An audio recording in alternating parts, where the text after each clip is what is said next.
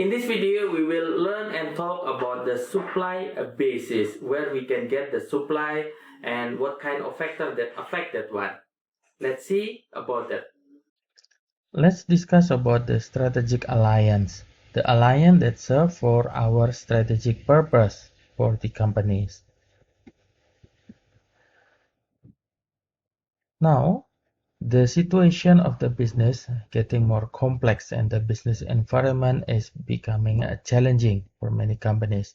And the resource that is required to manage the company's operation from the outsourcing of the material, procurement of the material, until the delivery to the customer is becoming increasingly scarce.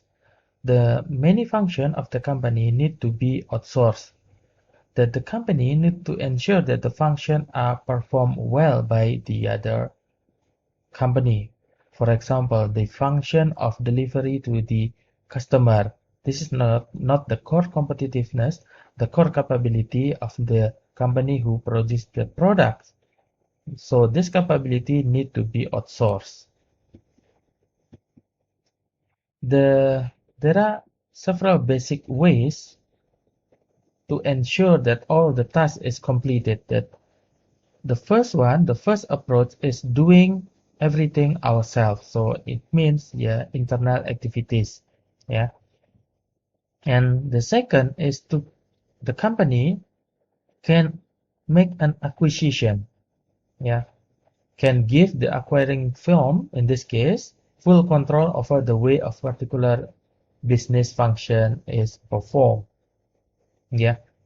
It might be difficult, and also it might be an expensive approach to acquisition every companies that we need to perform the business function. And the third one is what we call it the arm length transaction, that most business transaction belong to this type. This is kind like a short-term arrangement to fulfill the particular business need that doesn't lead to a long-term the strategic advantage. For example, we just rent the vehicle to deliver our product to the customer. Then the last, number 4, is the strategic alliance. This is goal-oriented and long partnership between the two companies, and risk and also reward a share in this case. And this strategic partnership will benefit for both partners, for the company and also for the partners.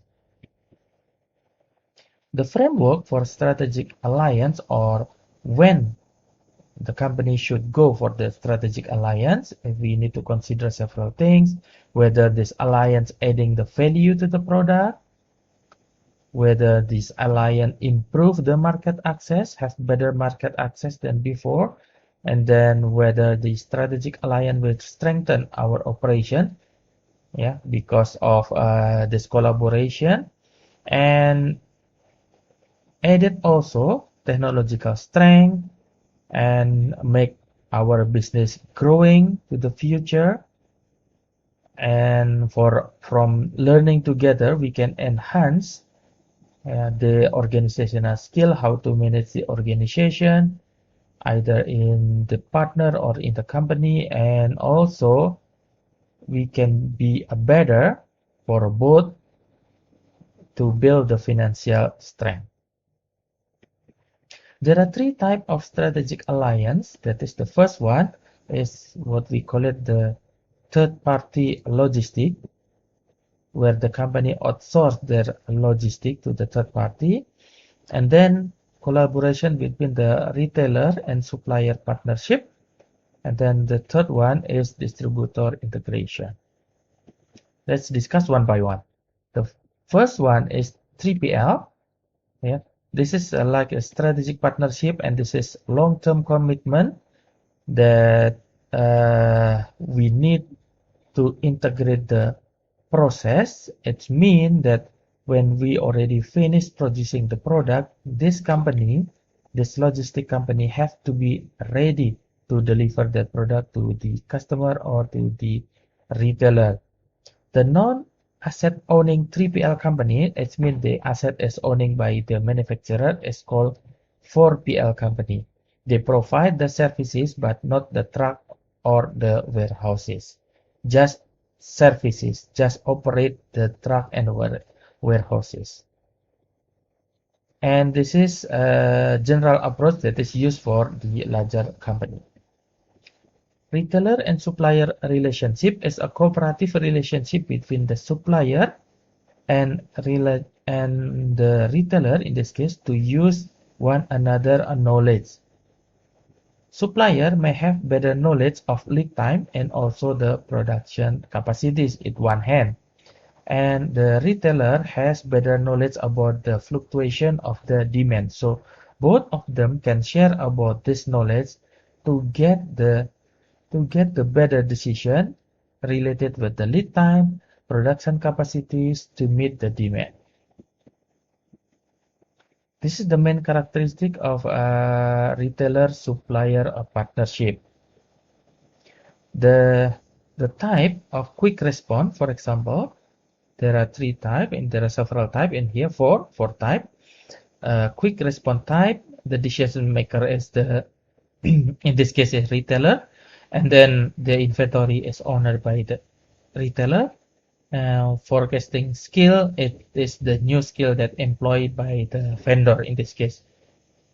In the continuous replenishment, the decision maker is a contract, and inventory ownership could be either party, and what skill that needed is the forecasting and inventory control. In advanced continuous replenishment, this is having the almost the same characteristic of the continuous replenishment. And lastly is vendor managed inventory. In vendor managed inventory, the decision maker is the vendor. They manage the inventory for the retailer. And the ownership of the inventory can be at the vendor or it can be at the retailer. The skill that we need in implementing this is what we call it the retail management. Distributor is an important partner in the supply chain. Distributor may have many information about what the customer needs and wants. And the successful manufacturer, in this case, can use the information to develop the new product, to understand the new life cycle of the product and what product line that should be produced at the specific time. Distributor, this is typically rely on manufacturer to supply the necessary part and also the expertise about the product or the product knowledge. Thank you so much for joining me in discussing the distributor strategy. See you again in strategic alliance. See you again in the next video. Thank you so much for joining me in Learning Operation Management. See you again in the next video.